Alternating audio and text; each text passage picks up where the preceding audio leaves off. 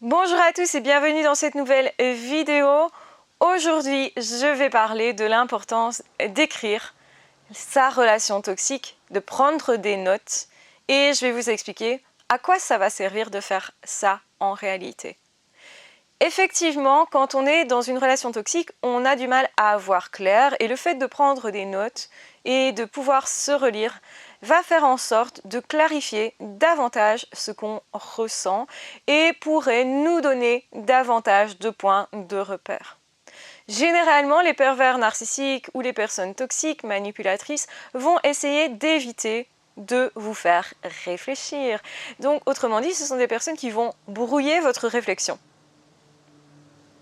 Donc ce sont des personnes qui vont tout faire pour faire en sorte de brouiller les pistes, de vous mettre dans le brouillard en vous donnant justement des moments d'extase, où vous avez l'impression que cette personne est idéale, vraiment elle fait tout pour répondre à votre besoin et donc là vous allez vous sentir connecté. Connecté spirituellement possiblement, relationnellement possiblement et même sexuellement. Et donc ça va créer une forme de dépendance. Si ils sont capables à ce point de jouer les caméléons, c'est justement pour essayer de répondre complètement à vos besoins. Et au début, ça fonctionne plutôt bien. Vous pensez que cette personne est vraiment gentille, sympa, puisqu'elle se conforme. C'est la preuve d'une certaine gentillesse. En fait, non. En réalité, non. La plupart des gens, effectivement, quand ils vont faire des efforts pour vous, c'est parce qu'ils sont gentils, parce qu'ils ont vraiment envie de vous aimer, parce que ce sont des personnes vraiment empathiques, et donc du coup, vous allez vous y tromper, et c'est tout à fait normal. On n'a vraiment pas l'habitude de tomber sur une personne qui soit vraiment toxique, et qui soit vraiment que centrée sur elle-même. C'est bizarre, en fait. Et aussi bizarre que ça puisse paraître, ce sont des personnes aussi qui ne vous aimeront jamais et qui n'aimeront jamais personne. Ils n'arrivent même pas à s'aimer eux-mêmes. Comment pourraient-ils, du coup, vous aimez-vous? Mais malgré tout, vous pensez que cette personne vous aime. Mais malgré tout, vous pensez que cette relation vaut vraiment la peine. En tout cas, vous avez des doutes. Vous allez quand même vivre des choses un petit peu bizarres, comme des stress, comme justement des petites remarques que vous allez remarquer qui sont déplacées, des attitudes qui sont déplacées, des va-et-vient, des chauds et froids, quelque chose qui vous perturbera forcément. Et si vous avez la présence d'esprit de poser sur papier ce que vous ressentez comme vous le ressentez sans jugement, eh bien vous trouverez un moyen à nouveau de vous reconnecter à vous-même. C'est super important parce que ça va vous permettre de ne pas vous perdre, même si vous vivez une relation toxique. Effectivement, c'est deux choses différentes et je pense que personne n'en a parlé nulle part sur une chaîne et souvent je suis souvent en fait en train d'aborder des sujets dont personne ne parle parce que je l'ai vécu moi-même, donc j'ai eu des relations toxiques dans ma vie et très jeune en fait. Et donc du coup j'ai pu analyser pas mal de choses et je continue d'analyser ça. Et effectivement, quand on note certaines choses, on a plus tendance à ne pas se perdre. Mais c'est très différent d'une personne qui va se perdre en relation. Le deuil ne sera pas le même en fait. Si vous avez déjà vécu des relations toxiques et que à nouveau vous revivez ça, vous aurez tendance à vous blâmer, à vous dire mais je savais très bien que c'était toxique, pourquoi j'ai continué, j'aurais dû savoir que eh bien, je ne devais pas continuer, j'aurais dû mettre fin à la relation. On se reproche plus facilement des choses parce qu'on l'a déjà vécu. Et on se dit, mais comment ça se fait que je n'ai pas déjà tiré des leçons de tout ça, de ma première expérience par exemple, j'ai recommencé le même type de relation, et parfois avec beaucoup d'années d'écart justement, puisque vous pouvez vivre ça quand vous avez 20 ans et le revivre quand vous en avez 40, 50, etc. Et effectivement, on a eu le temps d'oublier. On a eu le temps d'être moins méfiant. Et c'est tout à fait normal parce que quand on est en relation, si on veut vraiment accueillir les autres et être bien en relation, ça ne sert à rien d'être super méfiant. Généralement, c'est contre-productif. Généralement, on n'est pas super paranoïaque quand on est en relation. Quand on est normalement constitué, au contraire, on fait confiance à l'autre. On sait que la plupart du temps, les gens sont plutôt positifs pour nous, que de toute façon, ils ne vont pas nous blesser à outrance, qu'ils ne profiteront pas de nous. La plupart des gens, finalement, se comportent normalement.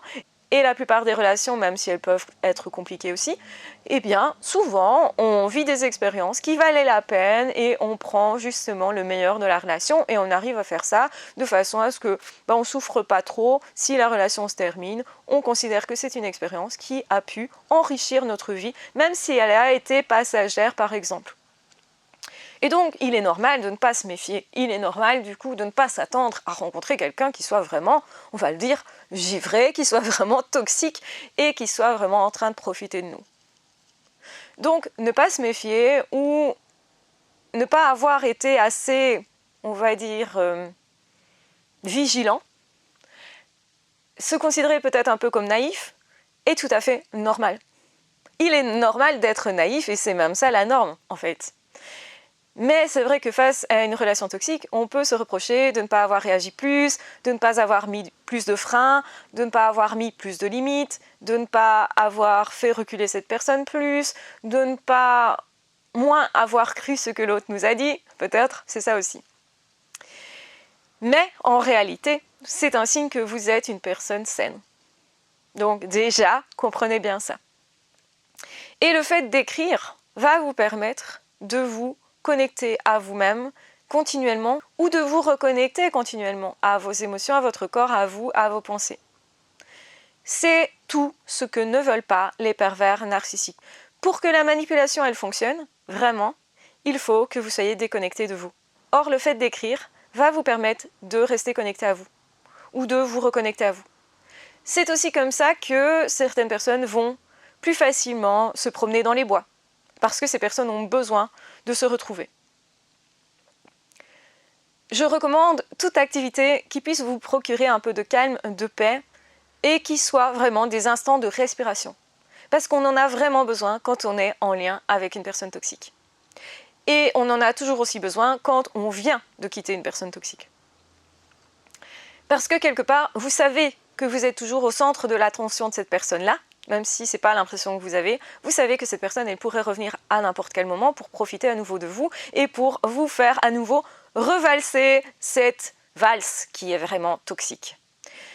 Et quelque part, du coup, les premiers instants de la séparation sont assez déterminants. Vous allez tout devoir faire pour mettre à distance l'autre. Et faire tout, ça peut vouloir dire justement relire vos notes et prendre connaissance de tout ce que vous avez vécu et que vous allez oublier. Les violences reçues sont parfois tellement déroutantes que notre cerveau a tendance à l'oublier, à les effacer. Pourquoi ça? C'est un mécanisme de défense.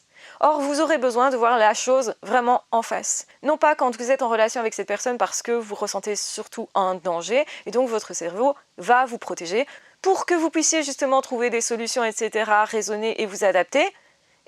Ce cerveau va tout faire pour ne pas vous faire voir vraiment la violence dans laquelle vous êtes. Vous allez minimiser les choses, vous allez être arrangeant particulièrement. En fait, c'est un système d'adaptation que l'on a souvent face aux violences. Et en fait, c'est quelque chose qui est intelligent. Mais le problème, c'est que vous ne réagissez pas assez pour vous dégager de ça. Et justement, prendre en face à face la réalité des choses pour la percevoir vraiment, vous aidera à prendre de la distance vraiment, à ne pas y retourner, à faire votre deuil. Donc c'est très important de noter les choses. Notez toujours quelque part où l'autre n'a pas accès, évidemment. Le but, c'est ne pas donner accès à ce qu'on ressent et ce qu'on pense à cet autre qui va utiliser ça pour nous manipuler. Mais nous, on doit garder accès à nous-mêmes. C'est même quelque chose de prioritaire. Et justement, une personne qui a gardé accès à elle-même et resté peut-être en relation toxique, mais n'était pas dupe, est justement une personne qui sera capable de se reconstruire beaucoup plus vite et qui sera capable aussi de voir clair tellement vite que quand cette personne va à nouveau réattaquer, et réattaquer, ça peut se faire en reprenant contact, ça peut se faire justement en reprenant contact avec quelqu'un qui est en contact avec nous, ça peut se faire justement en essayant de nous mettre dans la tête des idées qui ne sont pas les nôtres.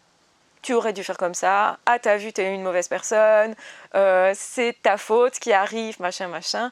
Et c'est quelqu'un aussi qui vous reprochera d'être égoïste, d'être en colère, d'avoir des émotions que vous ne devriez soi-disant pas avoir. Tout ça, c'est que de la manipulation et vous ne devez pas écouter tout ça. Et vous n'allez pas l'écouter si justement vous avez noté « Ah, cette personne m'a fait ça, ça, c'était pas normal ». Et vous verrez tout ce qui est anormal et du coup, vous saurez mieux vous dire « Ok, je suis sûre que arrêter cette relation, c'est une bonne chose. Ou que cette personne soit partie, c'est un beau cadeau. J'en suis sûre, je ne veux pas y retourner.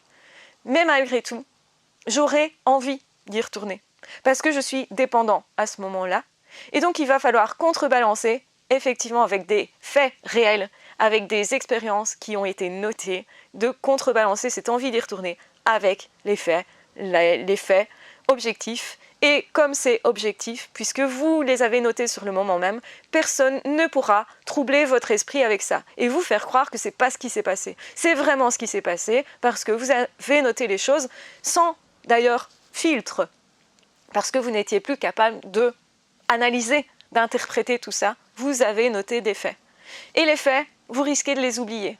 Sauf justement si vous les avez là notés. Et donc l'autre ne pourra jamais vous dire que c'est pas ce qui s'est passé parce que ça s'est réellement produit. Et vous serez même choqué de relire ce que vous avez noté. Parce que là, vous verrez la violence. Et une fois qu'on est sorti en fait de l'emprise, qu'on n'est plus en face à face avec la personne toxique, à ce moment-là, on voit clair et du coup on pourrait avoir peur et cette peur-là, on s'empêchait de l'avoir quand on était en relation, mais elle va nous permettre maintenant de nous dégager et d'aller vers d'autres horizons et c'est super important pour l'après, donc pour la reconstruction après le ou la perverse narcissique. Je vous embrasse bien fort, prenez bien soin de vous, ciao, bye bye.